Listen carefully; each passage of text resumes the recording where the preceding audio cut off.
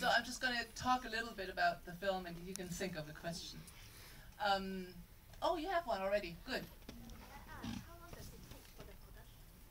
Well, it took me about 4 years to write the screenplay from 2011 to 2015 and finance the film. That was difficult. And then I traveled back and forth. I was there a lot, and the shoot took 7 weeks altogether. 7 weeks.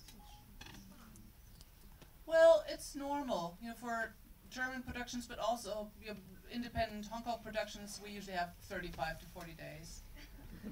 No more. That's it. What I was talking about before, radioactivity, what I noticed about myself, and that was what really, impressed me, I guess, was that you cannot be conscious of radioactive pollution all the time. You cannot.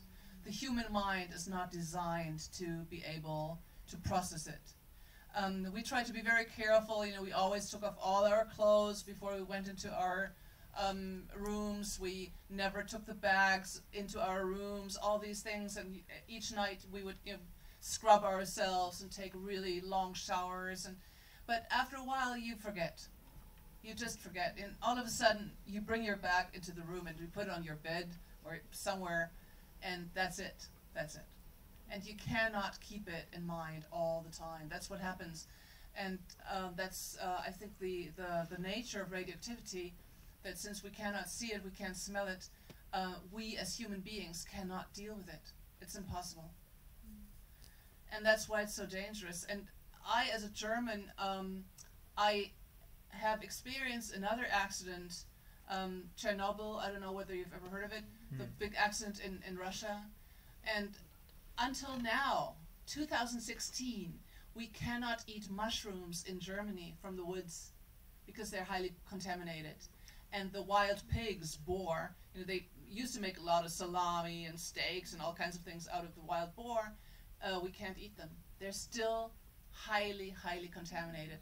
And that is 30 years later, and it's far away from Russia. It's 600 kilometers away from, 800 I think, even 750, away from Russia, and still. So there's nothing that can be done except to turn it off. But when you turn it off, of course, it costs a price. We now pay a lot of money for electricity in Germany. The price goes up, of course. Do you know how many nuclear plants there are in Japan? Do you know? Guess, have a guess. How many? What do you think? 30. 30, 40? 56. 56. And which one is your closest one? Here, I don't know. Fire Bay. Fire Bay? Yeah. How close is that? Just around the border. Oh, okay. Yeah. All right. Well, when it happened in Chernobyl, what we learned very quickly was that nobody was going to tell us the truth. And that's what happened in Fukushima as well. Which, of course, makes sense. You cannot tell the people because the people will, freak out and panic.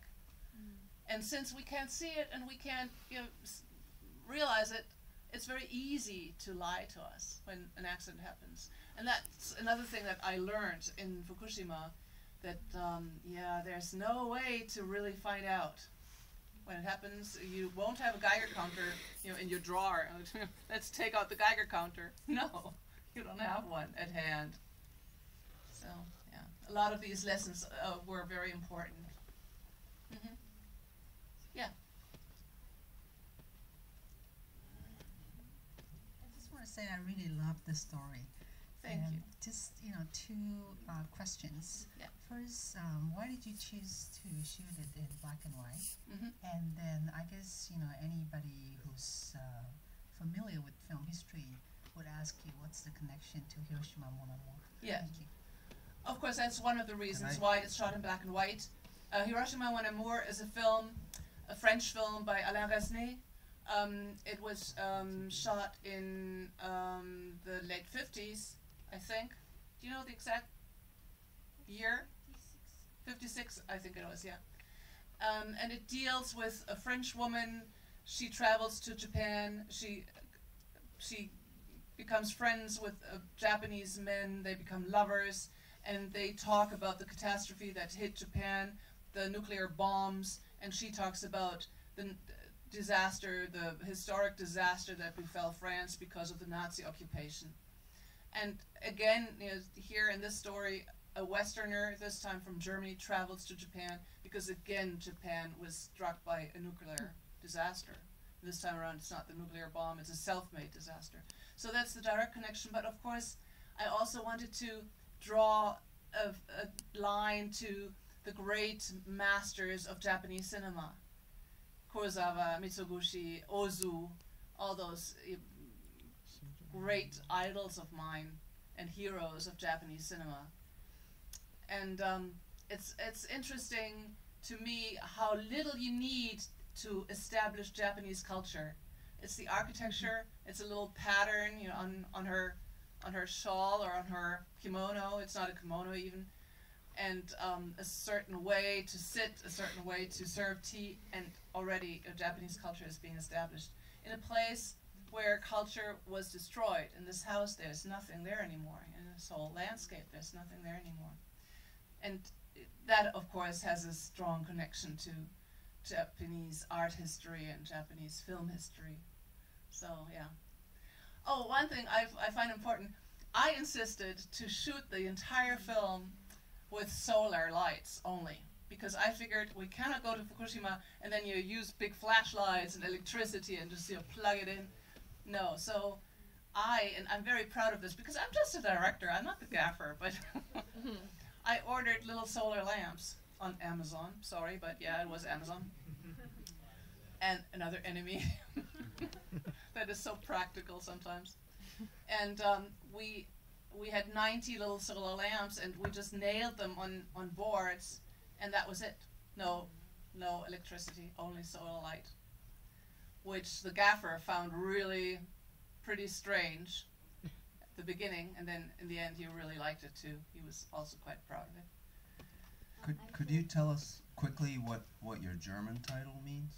Oh, it means greetings from Fukushima. Because the French title is difficult for Germans, because it's French, so the German title is Grüße aus, greetings from Fukushima. This is really a tremendous film, and I want to thank you for it. Where are you? Oh, okay. Thank you. Could you tell us a little bit about how you put the script together, how the story formed? Yeah. Because it seems like it's so difficult to get it so natural, so beautiful. Thank you. Yeah, it was difficult. Thank you for realizing that. It was difficult. The kernel of the entire story was when I went to Fukushima in 2011, I met an old man. He was standing in the ruins of his house, you know, what you see in the film, the leftovers of his house. And he kept saying to me, I cannot understand what happened. Everything is gone. My entire life is gone, and I still cannot understand it. And it just hit me like a knife. And I thought, okay, yeah, I want to talk about that. I want to tell a story about that, because there is an autobiographic link to these remnants of houses.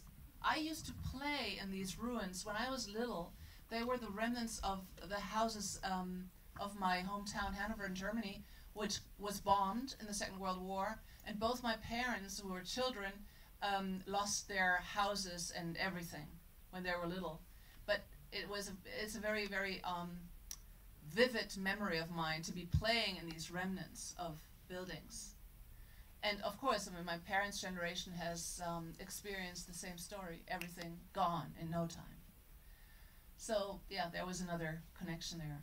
And then going from this old man, I did my research, and then I found out that in these contemporary housings, there are not many men left, because a lot of men committed suicide. Mm-hmm. And the women, they didn't. They are the ones who are still there. So that's why there are so many women. And the young, they were encouraged, of course, by their parents to go to Tokyo, to go to the south, to leave the contaminated area. So there were only old people there, and mostly women. So the man became a woman. And then the German, of course, is me. Marie is me, because that's my role in Japan. I'm always too big, too tall for the architecture. You know, I always have to crouch. Everything I do is wrong. I'm the big fool. That's my role in Japan. So that's highly autobiographical. But what she does, this clown thing, again, is real, because the clown, the man, Moshe Cohn, he is the founder of the Clowns Without Borders in reality. And he went to Fukushima in 2011 to entertain the people there. That's what he does. He goes to crisis regions all over the planet and entertains the children, the people, the victims of catastrophes. He's the real deal. So that came together with Marie, the character. And then Nami, the other clown, Nami Kamata, she is a musician. She's a Japanese who lives in Munich, and she made music for other films of mine. And when I asked her to be part of this, she said, well, I am from Fukushima. I grew up in Fukushima, which I hadn't known. So these things just, you know, kept coming together. Then I went to Minamisoma again and again, and I met the priest, the Buddhist priest, and he told me his story. And it was the story that you hear now in the film, that he had to bury so many people that he could not smile or cry, nothing anymore. And I asked him to tell the story again in the film. And I wrote it up for him, so I edited it a bit so it was a little bit tighter, and he learned it like an actor, and he really liked being an actor. Yeah, he was the most astonishing character and person to have around the set. So that's another thing that came together. And this is how I work. I try to have a strong storyline, but then I try to add things that come in from reality, like the cat man, the guy with the cat head. I found him during the shoot. I read about him on the internet. I tried to find him and found him and asked him whether he could be the cat man in the film. Or another thing, okay, this is a long answer to your question. The geishas, the young geisha who's singing the ghost from the tree, I read about an old geisha, 89-year-old geisha, the last geisha of Kameishi, and she barely had survived the catastrophe, and she really regretted that nobody was going to learn her song. And then 3 young geishas from Tokyo went to see her and learned the song from her. This I read, again, on the internet. And I tried to find these young geishas in Tokyo. I did find them, and they're the ones in the film now. So, you know, things are just coming together. What does this mean? I'm sorry. The end? Does this mean it's... Huh? Oh, okay. You keep doing this, so... Okay.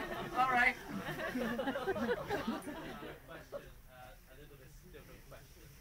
Yes, I see all the scene